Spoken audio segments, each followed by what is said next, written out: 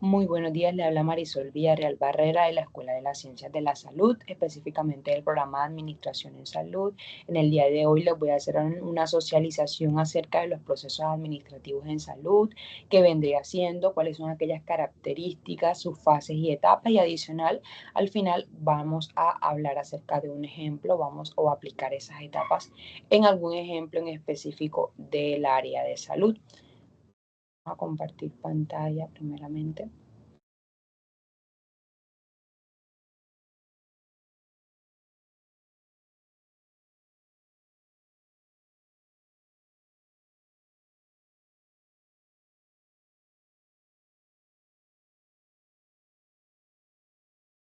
Vamos a iniciar primeramente qué vendría siendo el proceso administrativo, teniendo en cuenta que cuando hablamos de procesos, ya nosotros podemos imaginar que todo proceso que involucra una serie o una secuencia de etapas que están todas orientadas con el mismo fin, ¿cierto? Entonces el proceso administrativo vendría siendo una secuencia de etapas o pasos que se deben de seguir dentro de una organización, todo esto con el objetivo de alcanzar aquellas metas que se tengan dentro de esta organización de manera eficiente y eficaz. Esto también nos garantiza que aquellos recursos, ya sean tecnológicos, económicos e incluso los recursos humanos, sean empleados de manera correcta, ¿verdad? Con el objetivo de alcanzar aquellos objetivos o aquellas metas que se tengan plasmadas dentro de la organización.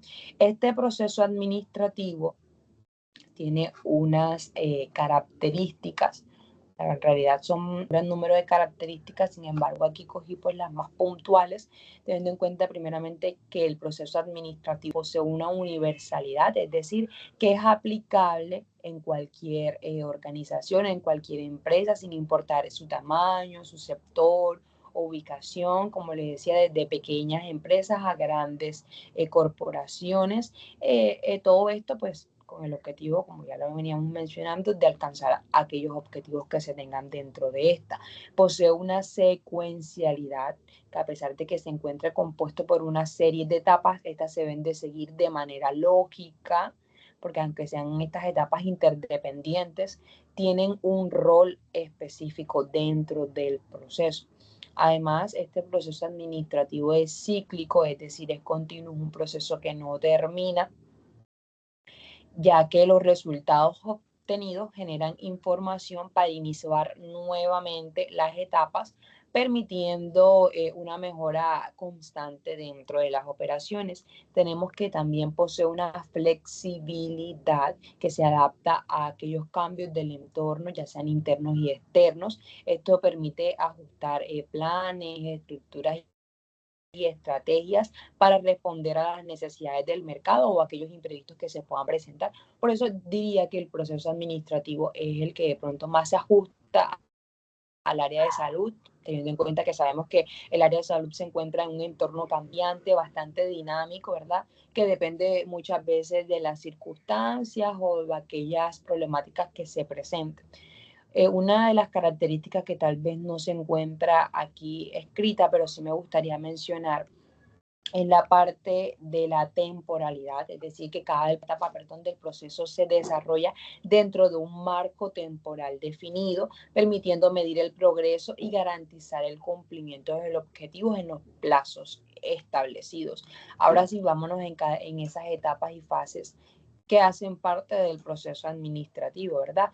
Se divide en dos fases, está una fase mecánica y una fase dinámica. Dentro de la fase mecánica encontramos la primera etapa, que es la parte de la planeación. En esta etapa prácticamente la podemos englobar con una pregunta, es la etapa en donde se indica qué se va a hacer, ¿verdad?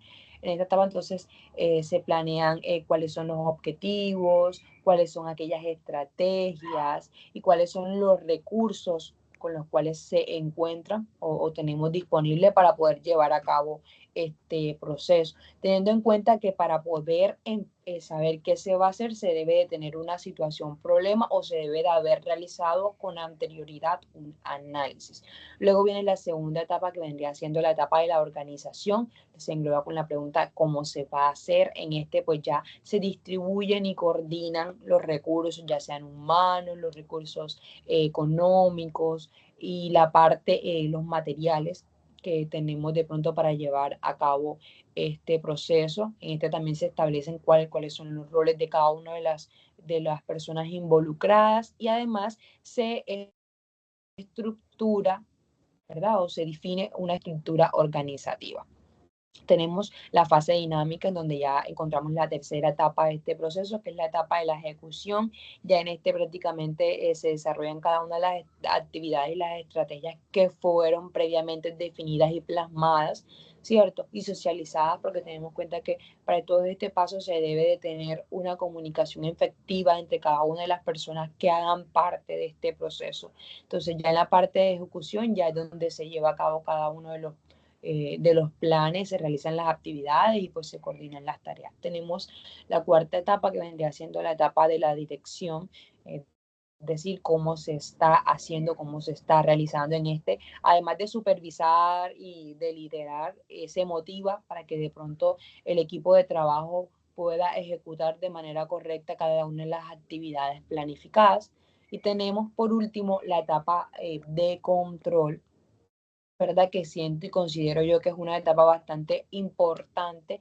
En esta ya pues es como para medir los resultados, es decir, cómo se hizo, en este se supervisa y evaluar los resultados obtenidos haciendo una comparación con los objetivos planteados para así corroborar si hay alguna desviación y por lo tanto se deben de establecer algunas planes de mejora o actividades de mejora. Ahora, si aplicamos cada una de estas fases en un ejemplo puntual, como es el caso de una campaña de vacunación contra la influenza, tenemos en cuenta que la influenza es una enfermedad crónica que afecta la parte pulmonar. La influenza es prácticamente como conocemos coloquialmente como la gripa. Tenemos primeramente para poder llevar a cabo, como le había dicho, que primero tenemos que analizar una situación. Aquí pues plasmé una situación. En el municipio de Santo Tomás se establece una campaña de vacunación contra la influencia con el objetivo de reducir significativamente los casos de influencia en la temporada.